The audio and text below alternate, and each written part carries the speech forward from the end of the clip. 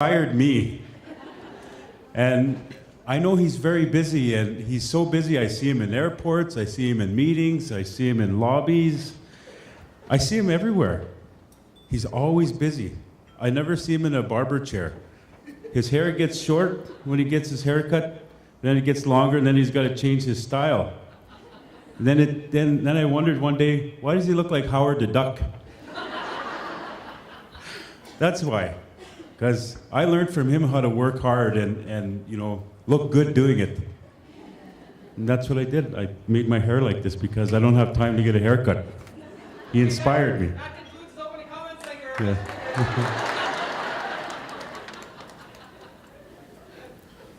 But I just want to say it is an honor to be here, and I do want to acknowledge Fort William First Nation and wish Chief Peter Collins was here. It's always good to be among the chiefs. I also want to acknowledge the Robinson Superior Treaty on which we're standing and we're having this meeting. This is a historical gathering place and a gateway to many Indigenous people, notable Anishinaabe Nation communities, Treaty 3 First Nations, and those that come here that are connected by friend, family, or career, or education. I want to acknowledge the elders' prayers, the youth, the women, the men. But I want to make a special acknowledgement of the frontline workers that are here. It's so important that we take time to acknowledge the work that you do. You really see the deepest hardships in our communities around this issue that we call diabetes, and I want to take that time to acknowledge you. The conference organizers, I had a look at the agenda, and I can tell you that it is such a robust and innovative agenda. It covers a lot. I think that you participating in this conference will be very well served by the information and by the networking and the opportunities that come from this conference. I too really paid close attention to the theme of nature's reciprocity. And what I can make of that is it has to do with the active response to diabetes. And let me start there, because I think, and I'll share a little bit of my story, but what I thought about this morning when I was thinking that all living things have a spirit, there's some sort of movement. And with diabetes, I firmly believe that as many of our people do in the onset or the impact of diabetes as they deal with it, we often realize that one of the common denominators is inaction, people not moving, lack of activity. So I think that this whole notion of nature's reciprocity and recognizing that we have to take active measures to combat the issues of diabetes. That really is, I think, the essence of part of the theme here. So I want to speak about that a little further, but let me tell you a little bit about who I am and what I'm doing and why I am here, why it was important for me to be here today.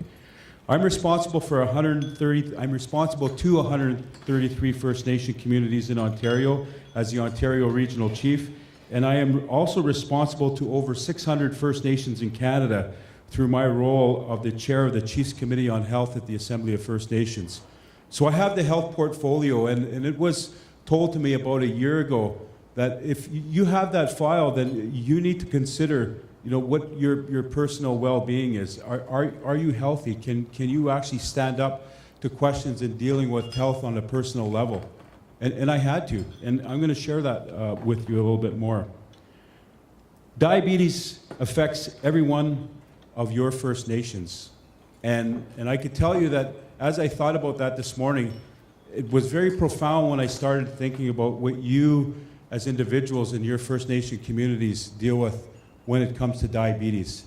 And I just had a bird's eye view in my own imagination of what that means at the community level. And you as frontline workers, you think like that all the time because that's the work you're doing. So I can tell you that I very much, in just the short time I thought about that this morning, I've gained a huge appreciation for the work that you do as frontline workers. In fact, diabetes is said to affect 1 in 5 First Nation individuals in Canada, More accurately, every First Nation person is either directly or indirectly affected by this terrible illness.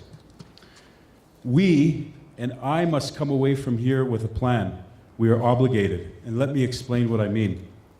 So I'm from Serpent River First Nation, and I was the chief there for 10 years prior to becoming the regional chief last year in June. And it was during the time that I was the chief of my community that I went through an episode that would change my life and that would change my views about this terrible disease. It also helped me change my approach to personal health and well-being. So let me share that with you. I was also told that coming to this conference, you know, I could talk about policy and I can read from some technical notes, but it would probably make more sense and it would probably make more of an impact if I told you about the things that I went through. So here I go. So you remember Idle No More, right? And I'm sure that that spirit lives in many of you in this room. And it did for me at that time when it was happening. I was one of the chiefs that went to the House of Commons and we pushed on the door. As a matter of fact, my teammate Pat Madabi was one of them. But at that time, I was very, very active politically. I was probably about a chief in my second or third term, and I was very focused on the rights of our people, and I saw what was happening on the ground, and I saw what the Conservative government was doing with respect to its bills to fast-track development and ignore the importance of our land. Bill C-38 and 45, our people said, we have to stop this. So it was a push for the land. There was a push for our connection to the land and recognition for our jurisdiction and authority as First Nations. But the story is this. What happened to me at that time, I was so driven by being there and having an active role in advancing this notion of Idle No More, that I started to find myself, my blood pressure was through the roof. I started feeling the effects of, you know, eating very unhealthy foods, and the way I can best describe that is I just found myself eating food that would help keep me awake. So I'd eat a lot of sugar and things that I found would just give me a boost. Well, it turns out I had bad eating habits. I wasn't sleeping right. I wasn't exercising. I was really running myself into the ground. But the classic symptoms of diabetes, as you all know, the eyes were getting blurry. My blood pressure was through the roof. I had my body was just doing some awful things. And then I started going to the bathroom a lot, and I was overweight at that time. If you look at pictures of me during that era, I was anywhere between 260 and 270 pounds. And I was feeling it. But it all came to a head when I started getting disoriented, and I knew something wasn't right. And it was about 1:45 in the morning or thereabouts. It was very early. All my family was asleep, and it was cold season, and I had gotten a cold. And see, what was happening to me, and most of you know this, is that when you're going through that part and your kidneys are starting to be impacted, you go to the bathroom a lot and you're becoming dehydrated, and there's just a lot of awful things happening to the body. Well, that was happening to me. I was blurry. There was a lot of bad things happening to me. But it finally hit me when I started coughing, and my lungs had a cold in it, but the fluid was running right through me. And what was happening to me is I was coughing in my bed, and because there was no fluid in my lungs, I was feeling like I was coughing up a lung, and it hurt really bad. And my blood pressure was, there's just a lot happening to me. But what went through my mind was, I could die here tonight. I could actually go through an episode. Everything could shut down on me, and there's just something wrong with me. And I realized that I hadn't accepted at that particular point in time that this was diabetes doing this to me. I knew it, but I just never took the time to check my sugar and So I said, I don't want to die. I need to be here for my children and my family. So what I did was the next day, I said, I need some help. I called Gloria Pelche. She's at one of these glucometers at home, and you know, my sugar was 26, 27 that morning. So that was it. Like, I had to go to the doctor. I got the appointment, and I had been checking my sugar quite regularly by the time I did manage to get to the doctor. And he said, Isadore, you're going to have to go on this pill, or you are going to be on a needle. I said, Doc, I don't want any of that. So just give me a little bit of time. So what I did was I knew I was checking my sugar. I had started to monitor the food I was eating, because I started to see what foods were doing this to me. And I started eliminating those things. But I had to gradually doctor myself, and that's the best way that I could describe it. But I had to go into the bush, and I'll explain this. And I don't purport to say that this is for everybody, but for me, you know, I've carried a pipe for a long time, and I know the power of prayer when we're connected. So for me, I knew I needed to use that at that point in my life. And there was a medicine that I was told about years ago, and I always remembered it. There's a blueberry root, and that root, there's a certain part of the root that you use, and you make tea out of that. But here's what I need to tell you. That when I took that time to go into the bush and I got that plant, I did all the protocols that I was told to do. And what I did was I had to actually have a discussion with that plant. And it was like this, and like, again, this is only my experience, but it helped me. I had to actually tell my spirit, you know what, I'm going to step back here. I need you to connect with that spirit, and I ask you to help me. And I can't doubt that. So what I did was I went through a process that took me about an hour and a half. I had to take that medicine. I had to accept that medicine, and my spirit had to accept that. And there had to be a relationship to the land. And I did that all through those prayers, and it was something that was very personal for me that I've, you know, honestly, I've never shared in a forum like this. I've shared it from time to time where I needed to, but I've never shared this story before.